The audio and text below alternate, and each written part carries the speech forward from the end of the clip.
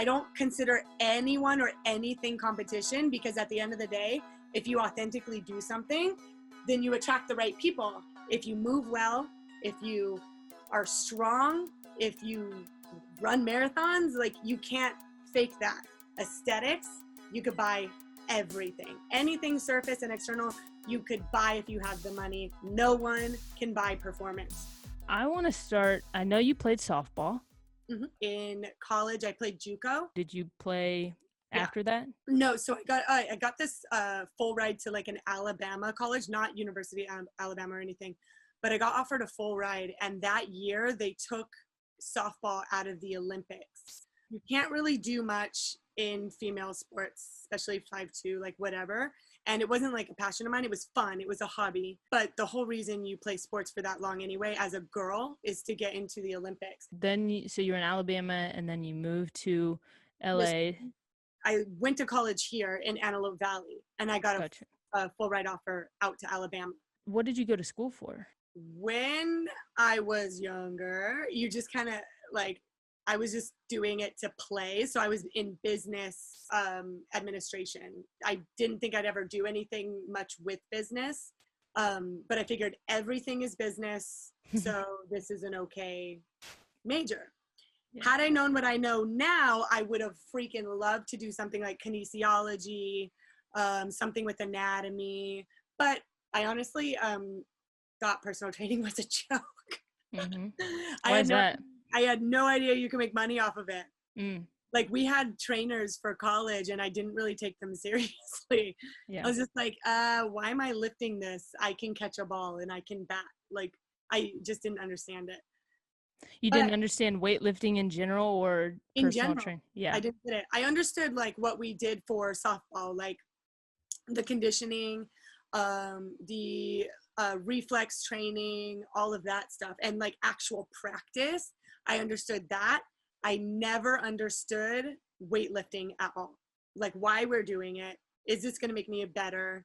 What the heck is this? But it was a JUCO, junior college, so we were never explained the benefits of it. I'm sure if I was at a D1, I did go to, my best friend in college went to UNLV, and that was one of my favorite schools to play at. Like, during summer, I would go out there with her and we would just play. And they would do 2-a-days, 6 a.m. in the morning, and I would go with her and watch them all lift. And it was like super cool. It was so much more regimented. And that got me really interested too, just because everyone was so serious that I was like, what's going on? Something's happening. And then there's second part of the workout at the end of the day was their conditioning. So I thought that was really cool. So if I did go to Alabama, or I did actually do the D1 training that I initially thought I was going to do, I feel like this like fitness thing would have sprung up even harder. It wouldn't have been business. Yeah. Just because that interested me a lot. But yeah, I had no idea that weightlifting, like the benefits of weightlifting. Yeah, I went to college for basketball, and yeah, the weightlifting, it was just like go in there, do 3 sets of 10, 3 sets of 10, 3 sets of 10, just like because you need to be strong. But then you didn't understand, especially you're like, I'm good. Why are we in here instead of practicing dribbling, or instead of doing all of this? I never understood. But now 100%, I totally get that. And that's why I think it's like super important to accentuate the education behind it. That way people actually care, because if they don't care, they're just going through the motions. So yeah, I think that's super important. If I would have known that weightlifting, I could hit home runs all the time, or strength endurance training, I could be way faster. Like, whoa, I would have D1'd the out of my life. Like, no clue. So nobody else in your family played sports? Yeah, we all played, and we were all really, really good. Like, really good, because we grew up in a place where there was nothing else to do. Besides main sports like basketball, softball, and track, and then volleyball. And then for the boys, was football. When you're bored, you get really good at the things that you like. So in some cases, and this is what really interests me, because some people don't. Some people just stay bored and they don't work at something. Yeah. Yeah. And we were having a conversation the other day, like you either want it or you don't. Right. Like, I always was so excited to go to softball practice. If you genuinely like something, then you don't have to push yourself to do it. You may have to push yourself to stay consistent if you hit a wall, but if you genuinely like something, then you don't have to make yourself do it. Mm-hmm. Okay, so what did you do after college to kind of push you into personal training? Or, I mean, I have to say, I kind of looked and you were into acting. I always wanted to live in LA, period, just because where I went to high school and college is in the middle of the desert, and I just wanted to be here. I love cities, so if it wasn't here, it'd be New York. You're from Santa Barbara. I'm from Santa Barbara, Okay. and then like the junior or middle school, high school, we moved out to the desert. That's where my dad had work, a place called California City. So that was like my more defining years, and that's why we got so good at sports, just because boring. It's really boring. Good people, but really boring. But yeah, I moved out here to act. Originally, I wanted to be a stunt double, but I went to Jam Sports. It's like a gymnastics thing, and I did like a triple front flippy thing into a pit, one of those pits, you know what I'm talking about? Yeah. I did a scorpion, and then I couldn't like walk for a week. It was really funny that day, but the next day I like couldn't walk. And the chiropractor was telling me about all of his clients that are in stunts, and he was mentioning like there's not a lot of job opportunities unless you have like ninja experience or actual gymnastics experience. And he was like, you would actually be a lot better off acting and then doing your own stunts if you wanted to do that. And I was like, okay, cool, like that's kind of fun. So then I got into that. It was a lot of fun at first, but I hated the part about relying on other people for work, because no matter how good you are, no matter how much you push or hustle or whatever, there still needs to be another person involved, whether it's an agent, a manager, or anything. And you just kind of sit, and I cannot stand sitting. I hate it. And I'm so bad with technology that I couldn't just make my own content, because I was working 3 other jobs to pay for the acting classes and do this and that. And I was just kind of not fulfilled at all. I had a friend named Ty. His name is Ty Lopez. You might know him, maybe. He's the like business guy, Ty Lopez. Yeah, so he was a close friend of mine. I kind of a mentor, but he kept pressing me to do fitness. He kept saying, fitness is your destiny. He kept saying that. And I was like, this is bullshit. I'm an actress or stunt double. I don't know. And it wasn't until he moved away that I actually started studying. But the moment I started studying, I was like, oh shit, that's what the elbow does. That's what that's called. And oh, that's why my shoulder hurts. Oh, that's why it was so cool. The moment I picked up a fitness book, I stopped thinking about acting. And I was like, oh, that's how you know I was bored with that. That's how you know. That's how you know when you don't think about it. Yeah.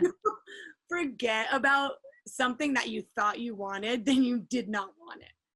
Like, because I always hustle everything I do. Like, if bartending is so much fun, I hustle like a gangster. That's a lot of fun, but I forget about it when I'm not bartending. What I don't forget about is fitness. When I'm bartending, I'm like shaking the shaker. I'm like, ooh, this is great on my triceps. Like, I don't know. It reminds me of a protein shake. That's all I think about. It gets annoying. Even in my relationships, they're like, do you not think about work? And I'm like, it's not work, it's life. Yeah. Then you just started personal training, you started studying and got certified. And did you, with getting clients, did you go to a gym? Did you try it on your own? How did that really start? When I was in school, when I was studying, I did something called Eveline, like hashtag Eveline SOS. So it was Eveline shout out sessions. This is when I was in school. I wasn't certified yet. So I picked up a couple of clients that way once I got certified. And then there was a long period of time where I didn't actually continue practicing because I just wasn't making enough money to survive. So I couldn't dedicate all my time, because unfortunately in the fitness industry, you start broke. Yes. You start, no matter what, you start broke unless you're training clients prior to being certified, and then you get certified and go. I didn't have enough money to continue that practice. So I think it was like a year that it took me to sign up or apply for Equinox. Then I started at Equinox, and still couldn't dedicate all of my time to putting in, like, getting clients there. Because that was even worse than when I didn't work at Equinox, because now I have clients, but I'm making way less money than I was when I had one client. So that was like a harsh reality. So I maintained 3 or 4 jobs. What did it take for you to get clients? Oh yeah. So I'm actually really, really bad at selling. Just because I'm sure everyone loves like what they do when they're there, but I love it so much that I give so much free away. Like, I'm like, oh, you should do this. You should do that. You should do this. Everyone's like, you need to hold back a little bit. And I'm like, I can't. It's just like word vomit. So I think it was the fact that they saw results from my one little freebie advice and they just couldn't remember it, but they liked, I like to say, maybe feeling free with their body. Because after you get if you're hurting and you're tight and then you get the proper mobilization, then you feel completely just relaxed, like, after that. And then you wake up the next day and you're like, shit, I'm tight again. So if you do that, if you continue to do that every day, or you incorporate that in your practice, then you won't feel bad again. So I think they started seeing results from that. And then that's how I got clients. Or if they couldn't afford it, they would refer. I'm really bad at selling in the moment. I'm not a shark at all. Would you say you're introverted or extroverted? I don't know. My client, he thinks I'm an introvert extrovert. So it's like, I could be like, I know you, so I can talk up a storm and have a lot of energy with you. But I could be at a party. Actually, we've done this before. I could be at a party and just chill, just like sit there and be perfectly fine in the moment. But I look boring to everyone else, but I'm having a freaking blast. Mm-hmm. Like, but I've also been at events where I'm just having the best time and being super hyper. Like, I just had 8 Red Bulls.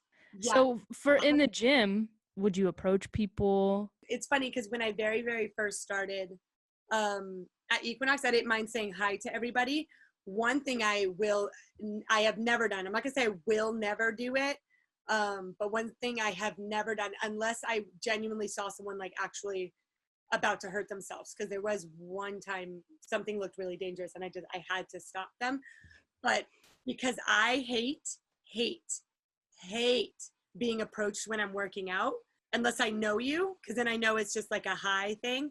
I hate being approached. I will not approach anybody. And everyone says, oh, that's just in your head, da da da. And I'm like, no, I treat people the way I want to be treated. And that's just the way I look at it. And it's not my style. So I'll say hi. If someone wants my advice or like anything, then, or they want to reciprocate the hi back, then that's a cool opening. But if you're in the middle of an exercise, in the middle of a workout, I will not go up to you. Mm-hmm. Like, I won't. But if there's a cool variation, or if you're doing like a hip thrust and I have a mini band, I'll ask, like, do you want to try this? Like, stuff like that. But I will never, I just don't like approaching like that. I can approach people at parties, but when it comes to like workouts, I don't like being approached. So I don't do that. And I think that's the stigma too, is that I think that they're expecting that I'm going to ask for money.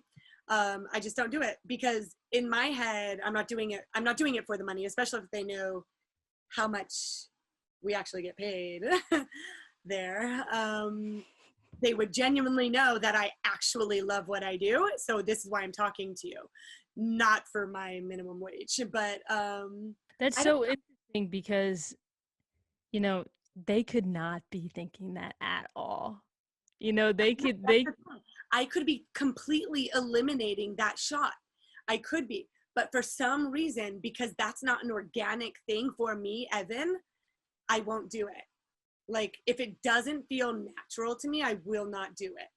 Like, yes, live outside of your comfort zone and all of that, but it's been 3 years. I've never done it. I've gotten clients in other ways. I'll say hi. That's the best icebreaker that I'll do, is like, hi, how are you? Like, that's the best I'll do. If they reciprocate and it leads to something different, then cool. But I will never interrupt a workout and be like, can I give you a suggestion? Just because I know 20 other people probably did it. I don't want to annoy you anymore. And also probably seen you about 20 other times. So a hi, how are you might be refreshing. So I want to talk about the work that you've put out during quarantine. I remember you saying you've wanted to do these workout videos, right? Yeah. You've wanted to film them Mhm. and you just didn't. Yeah.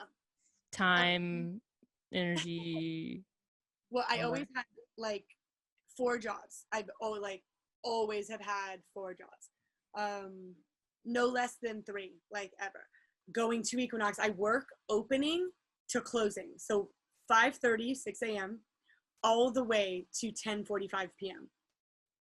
And that is how long I'm working on these videos. Like Yeah. literally, I wake up, I get on my computer after I like make my coffee, obviously. Yeah, can we go over your routine? I want to know. Okay. I have a consistent client at 8 a.m. like every single day. So I never put like a massive schedule prior to that. Sometimes I naturally wake up at 6. Right when I wake up, I get up, take my retainer out, go and make coffee. I usually make coffee the night before. So I just push the on button.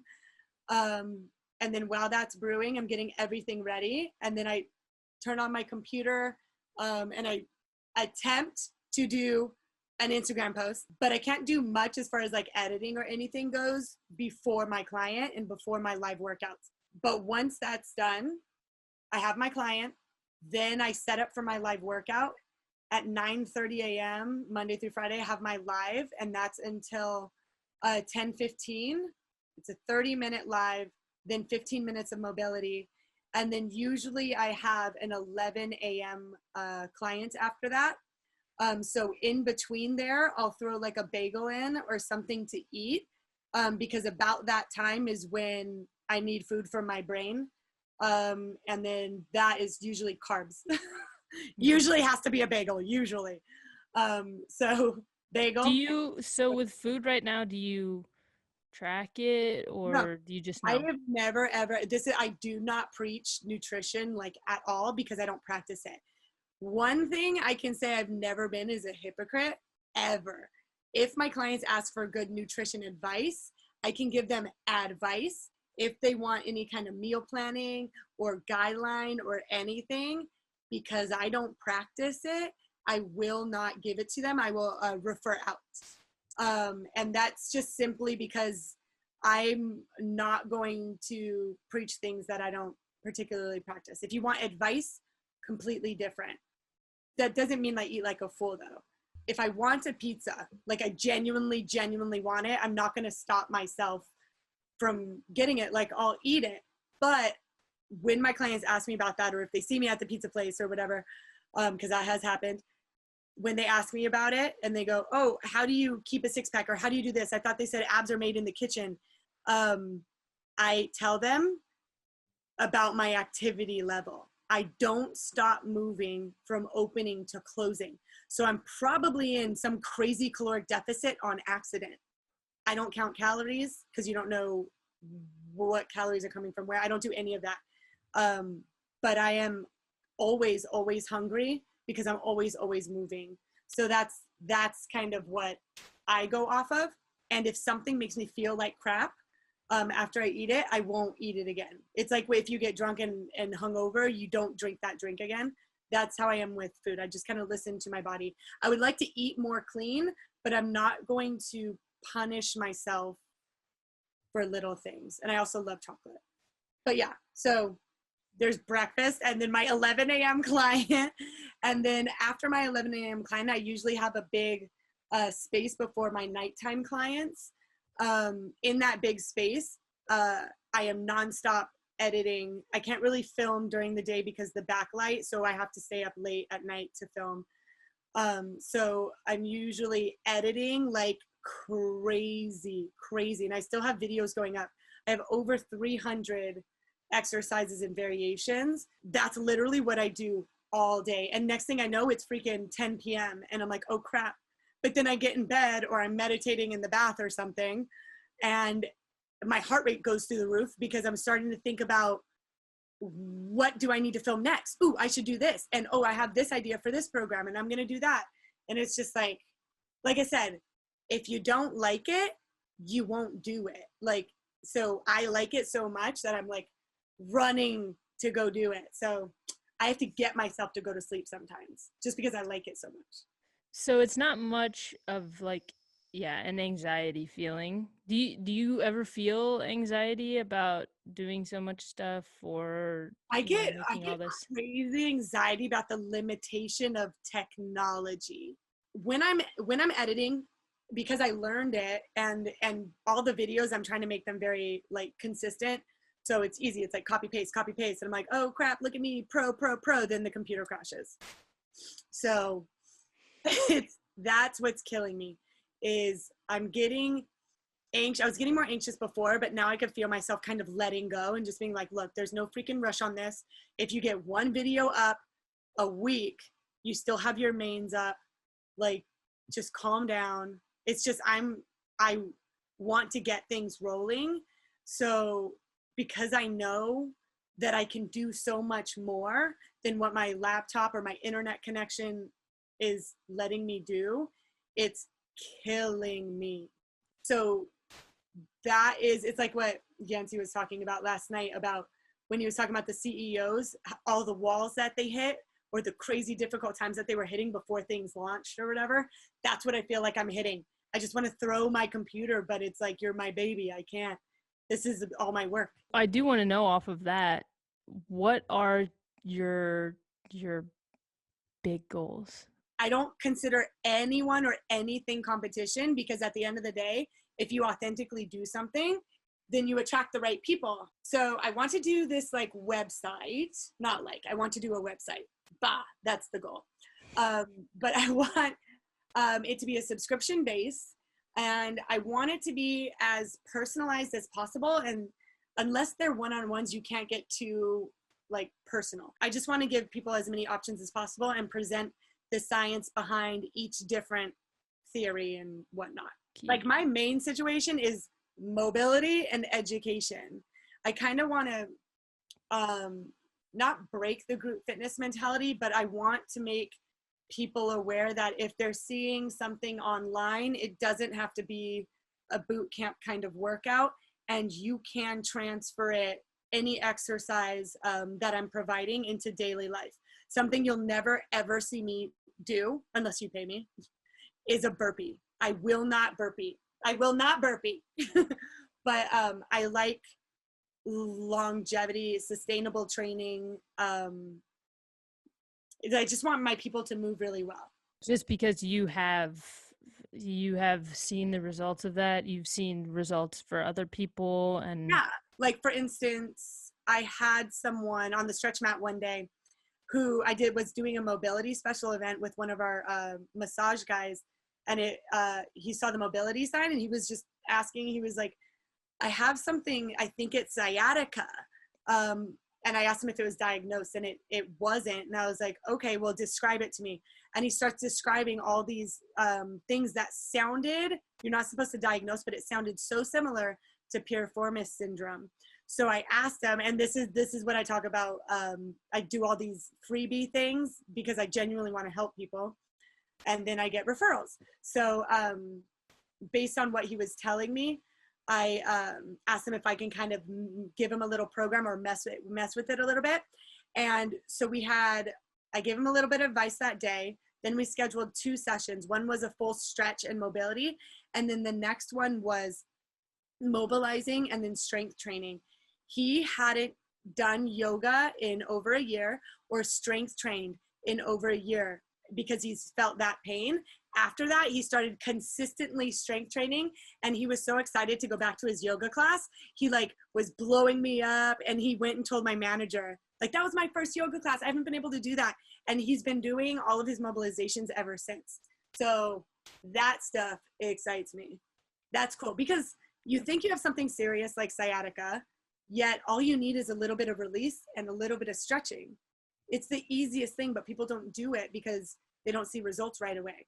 Or they go to the chiropractor, they get cracked and they feel good for 1 second. But yeah. no one is patient enough to do it. But when you are, like, the rewards are like very, very high. So that's like a huge thing that I want to slip into every single program, is mobility, because I never ever want someone to feel beat up after any of the workouts at all. which the group fitness mentality, they're going to think that they didn't get a good workout. Yep. If they aren't The sore and all of that. that is, you paid for it, do it all, and refer back to your after picture, like before, after, or see how well you move. So what makes you work so hard? I mean, is it just that you can get these people results? What makes you work so hard at this day in and day out? I don't know where like the initial like go comes from. I am a very hyper person. I can't like chill. Like even on my days off, I'll come up with an idea, I'll put it in my notes. It's always like fitness related, all that stuff. So I do feel like I'm always working, but it doesn't feel like work. I think the reason being is just because I enjoy seeing the results that other people are having. So like if your shoulder hurt and I fixed you right now, then I'll keep wanting to ask you about it. I'll keep wanting to mess with like your shoulder and see how we can get it better and how we can keep it healthy, stuff like that. So I think the consistent results of seeing things get better for other people, it's like a drug. It is. But it's like, I never go off of like aesthetics. Aesthetic is literally the cherry on top to me. That before and after photo is the dopest thing to see. But the more cool thing is when you get like a tiny, teeny little girl like my girl Kayla, who's never lifted before, and now she's lifting 315 in a hip thrust. So it's funny when someone comes to you and says, this is my dream body, and I want to get like that for God knows what reason. They're telling you for an ex-boyfriend, whatever it may be, something external. But then I sneak in some strength, and now she's not even talking about her body. She's talking about how freaking strong she is and how she can't wait to come in the next day and how well she's moving. I like that. Then when they see their after picture, they're like, whoa, oh my God, like that's the coolest thing. So it's literally like a drug. It's definitely deeper, and it's I think like you mentioned earlier, long lasting. Whereas aesthetics, you're not gonna have a six pack all your life, but being mobile, you will be able to walk. You know, you will still be able to move and not have all of these pains that people have. Yeah, exactly. So I'm more performance based as opposed to aesthetics, just because, I mean, it might be like a small girl thing. Like I do like lifting heavy, but doing it efficiently. It does make you feel really powerful and everything. But and that's external, or internal, that's your hard work. There's nothing that can fake that. We're surrounded by models and everything all the time, but a lot of them don't know how to work out. A lot of them, they just naturally are that way, right? You can't fake performance. You can't fake it. You could buy your body. You could buy everything. Butt implants. But you cannot buy strength. You cannot buy mobility. This is stuff you cannot fake. If you move well, if you are strong, if you run marathons, like you can't fake that. You can't just talk the talk. Like there's nothing. That's all your hard work and dedication, and no one can take it away from you. Aesthetics, you could buy everything. Anything surface and external, you could buy if you have the money, or someone could buy it for you. No one can buy performance. So I think that's why I love it. And I just came up with that epiphany right now. So cool.